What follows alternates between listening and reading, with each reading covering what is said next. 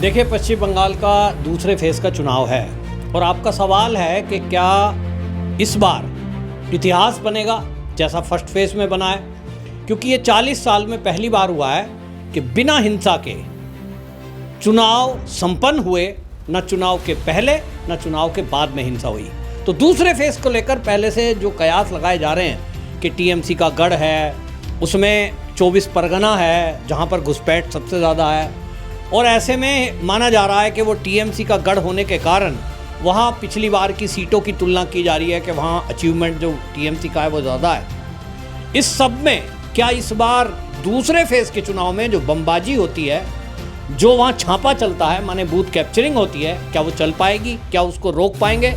तो आपको मैं बता दूं कि अमित शाह जी जो देश के गृह मंत्री हैं, उन्होंने कई खुली सभा में ये घोषणा की है कि ये जो केंद्रीय फोर्स हैं, ये जो 2400 टुकड़ियां केंद्रीय फोर्स की जगह जगह पूरे बंगाल में तैनात हैं, जहां फर्स्ट फेज का चुनाव हो गया है, वहां के लोग देख रहे हैं, वहां से सेंट्रल फोर्स हटाई नहीं गई हैं। अब से पहले तो ये होता था कि पहले फेज का जहां चुनाव हो गया, सेकंड फेज का जहां होना है, वही जो दल है सेंट्रल फोर्स का, उसको ट्रांसफ़र कर दिया जाता था। और इस तरह से 8 फेज में पिछला चुनाव हुआ है।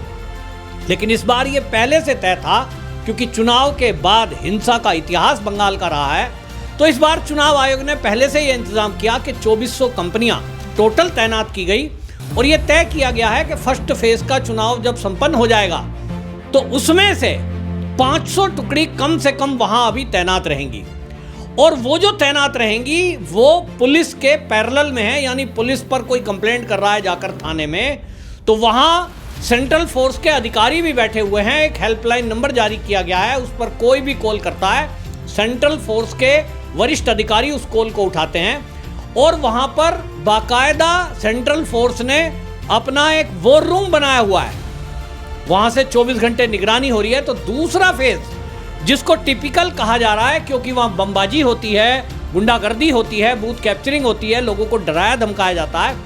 अमित शाह जी ने बोला है कि 2 महीने तक सेंट्रल फोर्स यहां रहने वाली है। इस बयान के बाद ही भारतीय जनता पार्टी के कार्यकर्ता और बंगाल की वो जनता जो ममता बनर्जी को उखाड़ फेंकना चाहती है, उनके अंदर उत्साह है, लोग खुश हैं। क्योंकि अक्सर क्या होता है, चुनाव संपन्न हुआ, नई सरकार का गठन हुआ, सेंट्रल फोर्स राज्य को छोड़ देती हैं। लेकिन बंगाल क्योंकि बॉर्डर स्टेट है और इसलिए पहले से ये सोच के चला गया है, क्योंकि अब पाकिस्तान के जो आतंकवादी जो लोग हैं, गुट चलाने वाले लोग हैं, वो आतंकवादी, उनका भी अब ध्यान जो है वो बंगाल बॉर्डर की तरफ है। उनको लगता है कि वहाँ से घुसना आसान है। ममता बनर्जी ने रास्ता बनाया हुआ है, फेंसिंग के लिए जगह नहीं दी है, तो उनको लग रहा है कि वहाँ से आतंकवाद फैलाना भारत में आसान है। लेकिन इस बार पहले से ये मान कर चला गया है कि बॉर्डर पर कोई छूट नहीं दी जाएगी, और सरकार बनने के बाद तेजी से फेंसिंग का काम होगा। तो ये जो गुंडागर्दी करने का सोच रहे हैं टीएमसी के गुंडे, उनको पहली चुनौती तो अमित शाह ने दी है। कई बार कहा उल्टा करके सीधा कर दिया जाएगा, उल्टा लटका कर सीधा कर दिया जाएगा। ऐसी भाषा कभी भी अमित शाह ने किसी चुनाव में बोली नहीं है। इसका मतलब आप समझ लीजिए, इसको हल्के में ना लें। और एक सबसे बड़ी बात जो हुई है इस चुनाव में, वो हुई है कि उत्तर प्रदेश पुलिस के तेज तर्रार पुलिस अफसरों की नियुक्ति। ये पहली बार इतिहास में मैंने तो देखा है, मुझे तो कभी आज तक याद नहीं आता कि पुलिस के कोई अधिकारी किसी अन्य राज्य के चुनाव में लगाए गए हों। हालांकि केंद्र के पास ये अधिकार है, कानून है कि कोई भी आईपीएस अधिकारी या आईएएस अधिकारी, उसकी नियुक्ति वो अपनी ज़रूरत के अनुसार डिप्यूटेशन पर या फुल भी, डिप्यूटेशन पे तो लगा ही सकते हैं, किसी भी राज्य में नियुक्ति हो सकती है। योगी जी की पुलिस के तेज तर्रार एनकाउंटर स्पेशलिस्ट की नियुक्ति की बात मैंने आपको पहले फेज के चुनाव के पहले जब चर्चा में आई थी, बातें हुई, तो लोगों को जब पता लगा बंगाल में कि उत्तर प्रदेश की पुलिस आने वाली है, लोग खुश हो रहे थे, क्योंकि योगी जी की पुलिस को और योगी के कार्यशैली को लोग जानते हैं। तो अजय पाल शर्मा जो उत्तर प्रदेश के प्रयागराज में उनकी तैनाती है, उनकी जब तैनाती बंगाल में ऑब्जर्वर बनाकर भेजी गई तो पूरी टीएमसी में खलबली मच गई है। टीएमसी की हालत यह है कि उनके गुंडे घर छोड़कर भाग गए। वहां पर आलम यह है कि जो टीएमसी के प्रत्याशी हैं, हालांकि वो माइक से धमकी देते घूम रहे हैं, लेकिन उनकी हालत ये हो गई है, उनको समझ में आ रहा है कि अगर सरकार नहीं बनी अपनी तो उनका हाल क्या होने वाला है। अजय पाल शर्मा की तैनाती केवल एक अधिकारी का अभी इन्हें पता लगा है। मैं आपको बता चुका हूं 3,000 के करीब अधिकारी ऐसे नियुक्त किए गए हैं जो बिहार से हैं, मध्य प्रदेश से हैं, उत्तर प्रदेश के अधिकारी हैं। ये तैनाती क्या बता रही है कि चुनाव आयोग और गृह मंत्रालय अमित शाह जी की तैयारी पहले से इस बात की है, क्योंकि वो जानते हैं कि लोकल पुलिस या तो डरती है टीएमसी के गुंडों से या भ्रष्ट अधिकारी मिले हुए हैं, और इसी बात को देखते हुए नियुक्ति की गई है। तो मुझे जो लग रहा है अभी तक, मेरे जो सोर्सेज हैं वो तो ये भी कह रहे हैं कि पूरी टीएमसी अजय पाल शर्मा की तैनाती से बौखला गई, कोर्ट तक में चली गई ममता बनर्जी हाई कोर्ट में, और जाकर कह रही हैं साहब इसकी तैनाती कैसे हो गई, ये तो यूपी पुलिस का है, इसको हटाया जाए। तो भाई मुझे ये लग रहा है कि कहीं अमित शाह जी का दिमाग घूम जाए तो वो अजय पाल शर्मा को ही डीजीपी ना बना दें। आईपीएस तो है ही है ना, उनके हाथ में है, कोई स्पेशल सेल बना सकते हैं, उसका हेड बना दें। तो टीएमसी का क्या होगा ये सोचकर जो मुझे लग रहा है अभी कि ये सब जो अमित शाह जी ने कहा है कि उल्टा लटका कर सीधा कर दिया जाएगा, शायद ये ट्रीटमेंट 4 तारीख के बाद शुरू हो जाएगा। और इसीलिए मैं बंगाल के लोगों से कहना चाहता हूं कि जो अमित शाह जी ने कहा है उस पर विश्वास करिए। देश के गृह मंत्री हैं, उन्होंने अच्छों को सीधा कर दिया। आपको याद होगा महबूबा मुफ्ती धारा 370 हटने की बात जब भी होती थी कहती थी कोई तिरंगा उठाने वाला कश्मीर में नहीं बचेगा। अमित शाह जी ने उस चुनौती को स्वीकार किया। आज कश्मीर के अंदर तिरंगा भी झांसान से लहरा रहा है और वहां बढ़िया से सरकार चल रही है।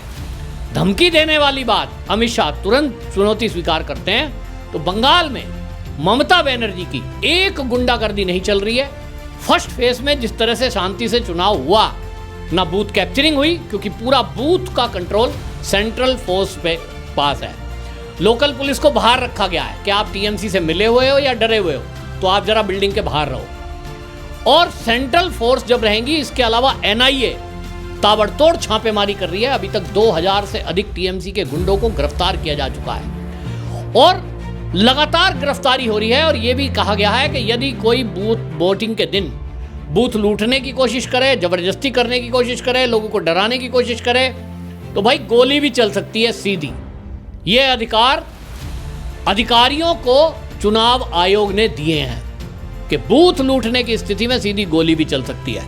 तो एक बात तय है कि ममता बनर्जी का जो तिगड़म है जिसके कारण वो सत्ता में आती हैं, एक तो है उनके जो वहाँ पर पाड़ा क्लब चलते हैं, 1 लाख पाड़ा क्लब माने मोहल्ले के क्लब, उनको कंट्रोल किया गया है कि उनको उनमें जो मेन गुंडा है उनको उठा लिया गया है, गिरफ्तार कर लिए गए हैं, ज़्यादातर बंगाल छोड़कर भाग गए हैं। और अब उसके अलावा ममता बनर्जी के गुंडे अगर ये सोचते हो कि वो चुनाव के वोटिंग के दिन कुछ गड़बड़ कर पाएंगे तो वो नहीं होगा। और अमित शाह जी ने निश्चित कर दिया है। इसके अलावा आपको बता दूं कि वहाँ पर जिस तरह से अब केंद्रीय फोर्स की तैनाती है, ममता बनर्जी ने पूरी ताकत लगा दी कि किसी तरह उनको रोका जाए। विपक्षी दलों की मैं बात देख रहा हूं कि पूरे बौखलाए हुए हैं, समझ में नहीं आ रहा कि चाहे वो सेंट्रल फोर्स है वो अपना काम कर रही हैं, उन सेंट्रल फोर्स की तैनाती अभी विपक्ष के कई नेता और टीएमसी के नेता भी कह रहे थे क्या वहाँ पर कोई युद्ध होने जा रहा है, इतनी फोर्स क्यों लगाई गई है। तो भाई देश का चुनाव बिना हिंसा के हो, लोग अपना वोट खुद डाल पाएं, बिना डर के वोटिंग कर पाएं, क्या ये लोगों का अधिकार नहीं है। मेरे कई सारे दोस्त बंगाल में रहते हैं, वो कह रहे हैं कि हमने 20 साल में पहली बार अपना वोट अपने हाथ से डाला है, पहले डालने ही नहीं दिया जाता था।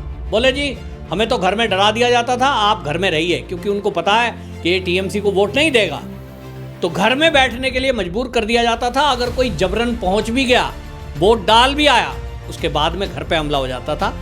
ये पहली बार इतिहास में है 40 साल के कि पहले फेज का चुनाव बिना हिंसा बिना डर के हुआ है। और इसी का कारण है कि 93% वोट प्रतिशत हुआ है, वोट कास्ट हुआ है। और अब दूसरा फेज का चुनाव है।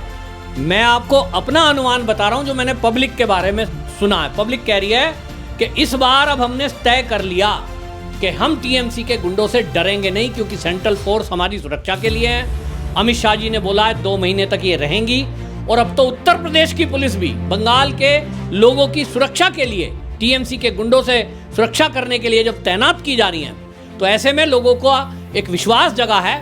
बड़ी संख्या में लोग वोट करने निकल रहे हैं और आपको बता दूं कि ये वोट प्रतिशत सेकंड फेज का, ये भी मेरा अनुमान है 90% के करीब जाने वाला है, आप देख लेना। तो मैं सबसे कहूंगा कि बिना डरे, बिना किसी व्यवधान के आप वोट डालिए, वोट डालने निकलिए, डरने की जरूरत नहीं है। केंद्र के अंदर राष्ट्रवादी सरकार बैठी है, सनातनी सरकार बैठी है, जो इस देश की रक्षा और देशवासियों की रक्षा करना बाखूबी जानती है।